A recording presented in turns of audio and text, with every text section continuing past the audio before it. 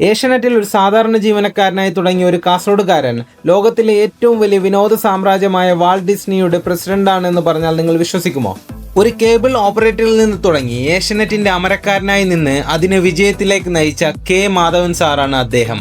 പിന്നീട് സ്റ്റാർ നെറ്റ്വർക്കിന്റെ സാമ്രാജ്യവും സ്വന്തം കൈപ്പിടിയിലാക്കി. അവിടെ നിന്ന് ലോകത്തിലെ ഏറ്റവും വലിയ വിനോദ സാമ്രാജ്യത്തിന്റെ പ്രസിഡന്റ് സ്ഥാനവും അങ്ങനെ ഒരു മനുഷ്യായുസ് കൊണ്ട് നേടാൻ പറ്റുന്നതിൽ കൂടുതൽ ആ ജീവിതം കൊണ്ട് അദ്ദേഹം നേടി. എങ്ങനെയാണ് ചിലർക്ക് മാത്രം ഇത്രയും പ്രതികൂല സാഹചര്യത്തിൽ ഒരു ഫിനിക്സ് പക്ഷിയെ പോലെ ഉയർത്തെഴുന്നേറ്റ് ലോകത്തിന്റെ നെറുകയിലേക്ക് പറന്നു ചെല്ലാൻ കഴിയുന്നത്? ഏത് സാഹചര്യത്തിലും ജീവിച്ചാലും അവർ ഉയരങ്ങൾ കീഴടക്കുക തന്നെ ചെയ്യും. എന്താണ് അതിന്റെ രഹസ്യം?